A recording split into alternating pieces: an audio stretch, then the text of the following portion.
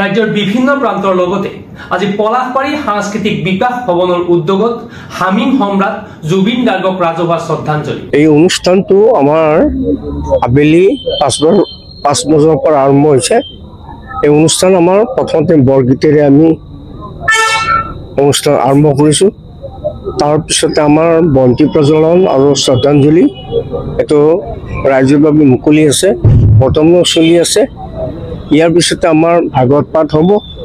ভাগৱত পাঠৰ পিছতে আমাৰ নাম কীৰ্তন হ'ব, প্ৰসাদ বিতৰণ হ'ব।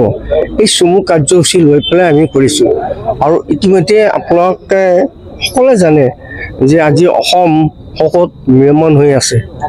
আমাৰ হিয়াৰ আমঠু আমাৰ অসম ৰত্ন জুবিন গাৰ্গ ডাঙৰীয়া 19 ছেপ্টেম্বৰত লীলা সম্বৰণ কৰিছে।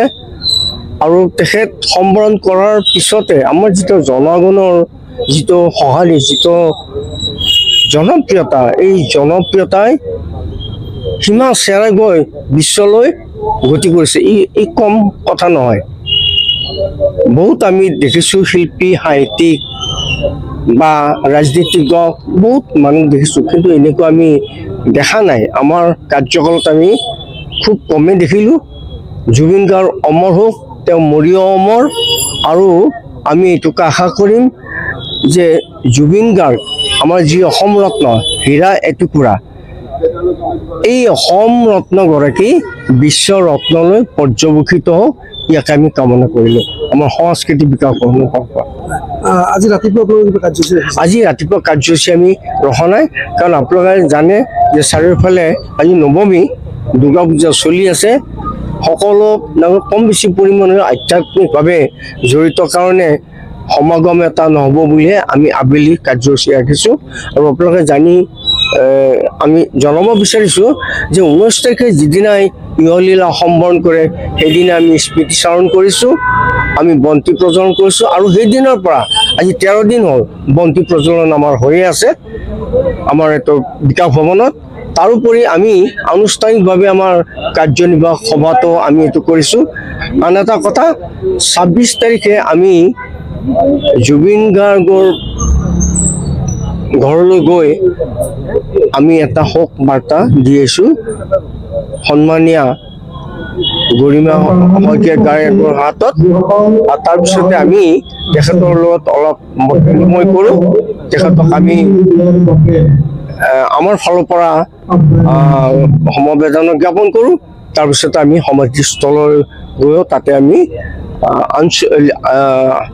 ৰাজহুৱাভাৱে আমি শ্ৰদ্ধাঞ্জলি জ্ঞাপন। আজি যিটো অনুষ্ঠান আপোনালোকে পাতিছে, ইয়াতে কিমান গছি বন্তি? ইয়াতে 52 গছি হ'ব। কাৰণ ইয়াত কোন মানে আমাৰ পলাশবাৰীৰ যি আমাৰ অনুষ্ঠান প্ৰতিষ্ঠান আছে, মেইন এইখিনিকে আমি লৈ পেলাই কৰিছোঁ। তাৰপিছত ৰাজহুৱা সকল আছে মানুহখিনি।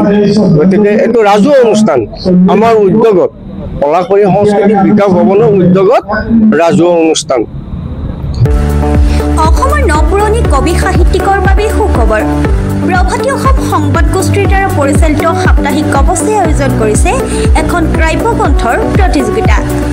সগৌৰৱেৰে 30টা বৰ্ষত খোজ থোৱা অসমীয়া সাপ্তাহিক কবচ কাকতখনৰ উদ্যোগত কাব্যগ্ৰন্থ প্ৰতিযোগিতাৰ আয়োজন কৰা হৈছে।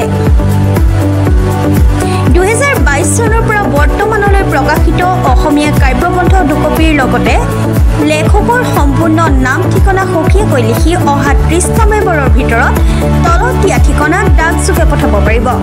আমাৰ ঠিকনা সাপ্তাহিক কবচ, প্ৰভাতী অসম সংবাদ গোষ্ঠী, বিজয়নগৰ ডাকঘৰৰ সমীপত, কলিতা মাৰ্কেট, 3য় মহলা, জিলা কামৰূপ অসম 781122।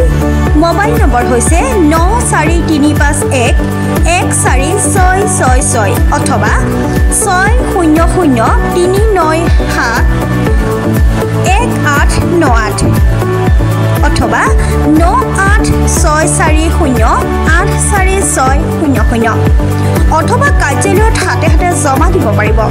এই প্ৰতিযোগিতাত বয়সৰ কোনো সীমা নাই। অহা জানুৱাৰী মাহত ফলাফল ঘোষণা কৰাৰ লগতে বঁটাসমূহ বিতৰণ কৰা হ'ব। সকলো প্ৰতিযোগীকে মানপত্ৰ প্ৰদান কৰা হ'ব।